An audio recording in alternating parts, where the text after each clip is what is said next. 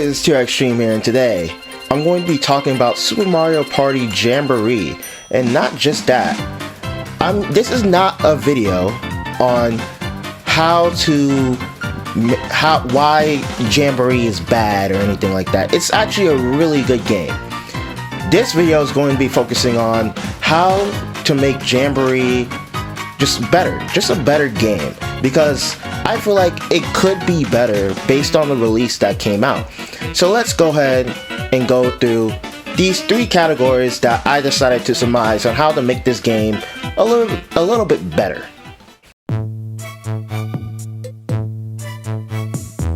So if you guys do not know, when you're playing Mario Party Jamboree, when you're actually playing just Mario Party in itself, there's about 53 like total mini games in the game.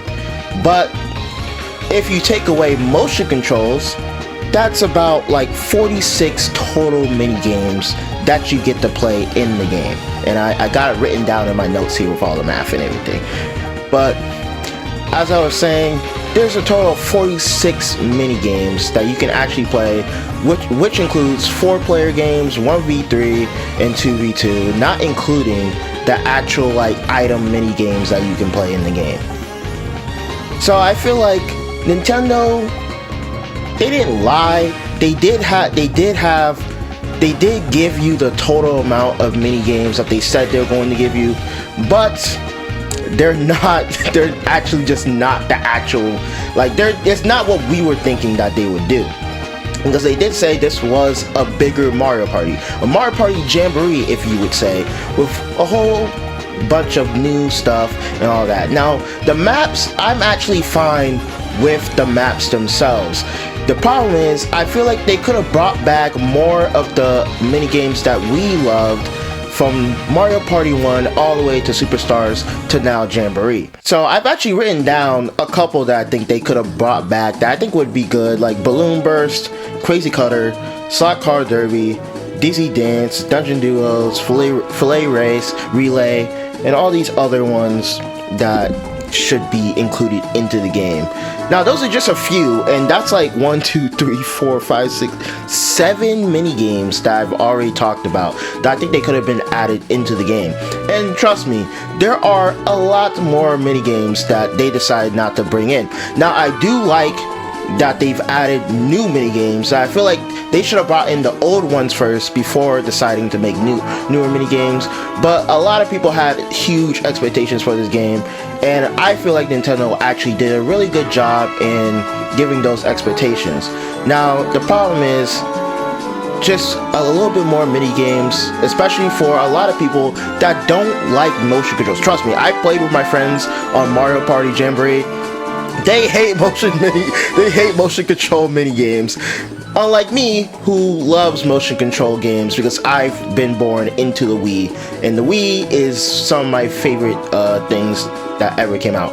And the Wii brought out Mario Party 8 and 9, which are some of my favorite games ever. So yeah, that's about it for mini games. Now let's go into the next category.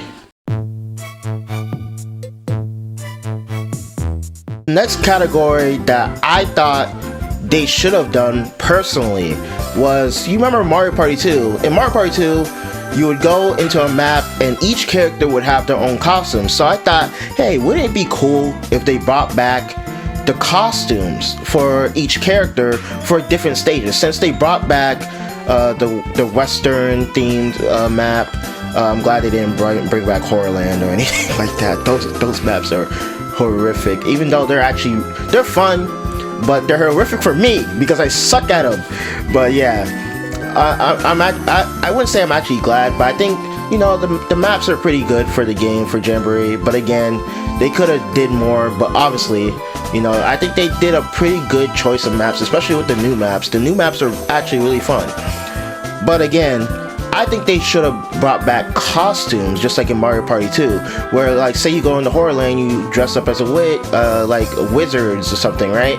I think they could have brought back the costumes using the rake-up system. Now, if you don't know what the rake-up system is, it's where depending on how long you played the game, you get points. There's also like achievements that you can do in Mario Party Jamboree to build up that rank up system, so you can unlock maps and new music and all that stuff in the game.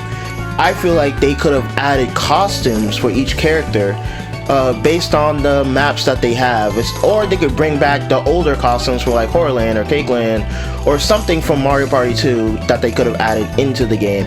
I think that would have been better and would just make people want to play the game more, so they could go through a rank up system. But of course, they still have online mode, and they still have like Kaboom with Bowser or whatever. I never played them.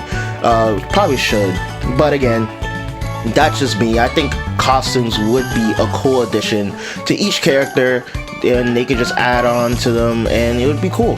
Hopefully they think of these things. Maybe they'll do an update for Jamboree, but that is just another category I think they could have done just to make the game a little bit better. So now that we've done that, let's go straight through just like the next category, because this category I think is very important to the game. So this next category that I'm focusing on is Allies System. Now the allies in this game, they don't come out very frequently, but when they do, you have 3 turns to get to the ally, play their minigame, and then you have 3 turns, I believe, to use that ally to however you see fit, which means you're probably going to have to roll pretty high just to use that ally, just to go through just the entire map, just to get, you know, you can get double stars, or you can pay to get double boots or whatever, which I think is a cool system. I think they could have immersed it a little bit better. I feel like the ally systems should have a frequency rate on how many times they can come in, and there should be at least a possibility of at least 2 to 3 allies on the board to use, just like in Super Mario Party, right? Because it's called Super Mario Party Jamboree because they added the allies in Super Mario Party. I feel like they could have done where they put the allies more frequently, and they could have built upon adding more bigger, like just more allies than just like Rosalina, Mario, Luigi, Peach, you know, I believe Daisy, Yoshi, and I need to remember the other ones, but I won't. I'll probably just write it down on the screen. But yeah, I think they could have done better with the allies. I think the frequency of how the allies show up on the board should have been a little bit bigger, just to make the game, you know, just more interesting with the allies and stuff.